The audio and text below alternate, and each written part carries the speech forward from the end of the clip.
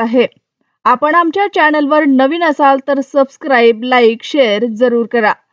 आपण पुढे पाहणार आहोत पुण्यातील हिंजवडी आयटी पार्क हे भारतातील सर्वात मोठे आयटी पार्कपैकी एक आहे। येथे शेकडो राष्ट्रीय तसेच आंतरराष्ट्रीय आयटी कंपन्या कार्यरत असून कोट्यावधी रुपयांची उलाढाल दरवर्षी येथे होते। परंतु वाढती गर्दी, वाहतुकीची समस्या आणि पायाभूत सुविधांचा ताण यामुळे हिंजवडी आयटी पार्कला पर्याय शोधण्याची गरज निर्माण झाली होती। या पार्श्वभूमीवर महाराष्ट्र सरकारने पुणे विमानतळाजवळील पुरंदर येथे नवीन आयटी पार्क उभारण्याचा निर्णय घेतला आहे।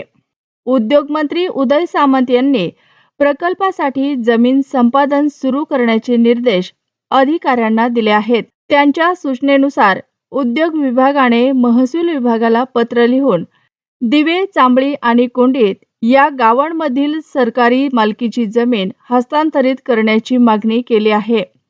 या निर्णयामुळे हिंजवडीवरील ताण कमी होणार असून स्थानिक पायाभूत सुविधांमध्येही सुधारणा होणार आहे। अलीकडेच उपमुख्यमंत्री अजित पवार यांनी हिंजवडीला भेट देऊन प्रशासनाला रस्ता रुंदीकरण आणि पायाभूत सुविधा सुधारण्यासाठी तातडीने पावले उचलण्याचे निर्देश दिले होते। त्यांनी विलंब झाल्यास अनेक कंपन्या महाराष्ट्राबाहेर स्थलांतर करण्याचा विचार करत असल्याचा इशाराही दिला होता। त्यामुळे सरकारने पुरंदर आयटी पार्क प्रकल्पाला गती देण्याचा निर्णय घेतला आहे। हा प्रकल्प मूळतः एप्रिल 2025 मध्ये जाहीर करण्यात आला होता। मात्र प्रत्यक्ष हालचाल आता पुन्हा सुरू झाली आहे। पुरंदर तालुक्यातील दिवे, चांबळी आणि कोंडीत या गावांमधील सुमारे 1500 एकर जागेवर हे पार्क उभारले जाणार आहे। औद्योगिक विकास महामंडळ या प्रकल्पाची अंमलबजावणी करणार आहे।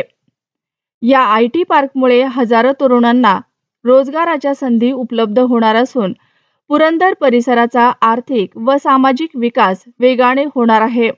तसेच हिंजवडी आयटी पार्कवरील वाहतुकीचा भार कमी होऊन पुण्यातील आयटी क्षेत्राला नवा श्वास मिळणार आहे।